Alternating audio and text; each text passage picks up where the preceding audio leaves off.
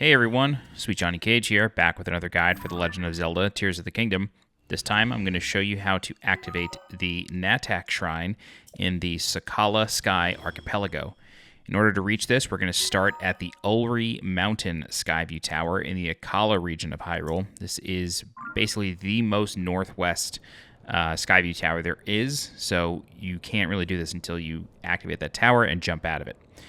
Once you do that, you are going to end up near some sky islands. And when you're ready, you want to start gliding to the right of where you jump out of. On this platform here, you will see a Flux Construct boss. It's a level 2 Flux Construct. Highly recommend you kill it. It does drop an old map in the chest that it's attached to, so very useful for getting a piece of armor in the depths. I am going to kill it, but I'm going to skip past that just because it's not part of this walkthrough. But in case you haven't killed them before, it's not that hard. You just try to find the weak spot. It's a very obvious green cube. Hit it, it breaks off. You just rinse and repeat. Okay, so the important thing here on this island is this hoverboard that is literally just sitting here waiting for you fully constructed.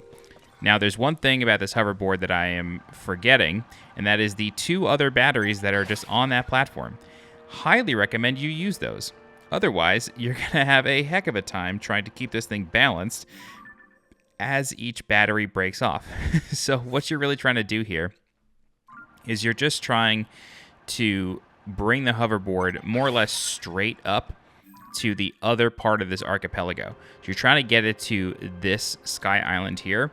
I'm going to make it. I have a decent amount of battery charge because I've farmed so much Zonate down in the depths. But it can be pretty tricky to do this. So you want to try to get as close as possible, and then we're going to glide over, and I am going to have to use Tulin to give me a nice boost. Otherwise, I would not have made it. That said, however, even though I am using Tulin, this gives me an opportunity to show you that if you are about to come under a lip of a ridge while climbing a wall, what you can do is as soon as Link sort of grabs that underside and starts turning, that's a really good time to jump by pressing forward on the stick and X.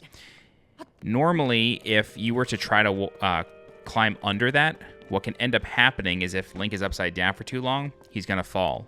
But if you make the jump, he will sort of skip that whole lip and then move on. Okay, so once you're up here, feel free to get the fairies that are flying around. But our main objective here is to use a wing to fly to the floating orb we see in the distance.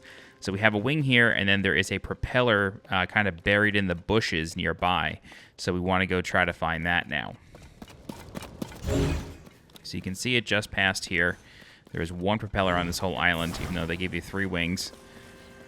So go ahead and attach that to the back of the wing, and then we are going to use this as a sort of makeshift airplane, and then we are going to fly towards that sphere. You'll notice that this sphere, unlike one of the other ones that is found in another sky archipelago, I believe in Lanayru, this one is not spinning. And that is for a very good reason. It's because there's nothing in there to spin it with. So we have to spin this thing manually. And so in the other sky orbs, there's like a fan moving around a crank that keeps it spinning. However, in this one, it's a manual process. So you want to try to find the opening. It should be on the same side for you since it's not moving. And then you just want to jump in. And you will notice inside is a crystal. So our objective here is to shoot this crystal out of this orb and have it land on a platform in the distance that has the shrine ring on it. So even though I haven't started the shrine quest, this is the quest. So you want to use the Ultra Hand on the small orb inside, and then use that to rotate the exterior orb. They do correspond to each other. And what you want to do is you want to rotate it until the opening of the orb is not necessarily in front of you, but on top of you at a 45-degree angle. Once you do that, you want to take the crystal, place it onto the springboard.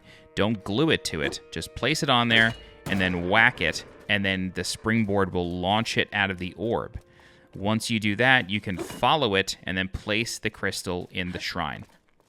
Something else that I need to mention is that inside of this big orb, On the bottom level is a chest that contains a Sage's Will, so don't leave here without it. It's very, very important. It allows you to upgrade your Sage powers, so whenever you get those, just keep that in mind. And if you're wondering where do I use a Sage's Will, you use it at the goddess statues just like you would the orbs that you use to upgrade hearts and stamina. Once you get 4 Sage's Wills, you'll get another option to increase your Sage powers. But that's it. That is the quest, and that is how you activate the Natak Shrine. All right, if you have any questions, please feel free to leave a comment. I'll do my best to help you out. If you're looking for more guides for The Legend of Zelda Tears of the Kingdom, please subscribe to the channel so you get alerted when guides go live. If you're interested in supporting the channel monetarily, please consider becoming a channel member by clicking the join button below this video. You can also leave a super thanks by clicking the heart icon below this video. Don't forget to follow me on Twitter and join my Discord. The links for those are in the description below. As always, I'm SweetJohnnyCage. Thank you so much for watching, and I'll see you next time. Bye-bye.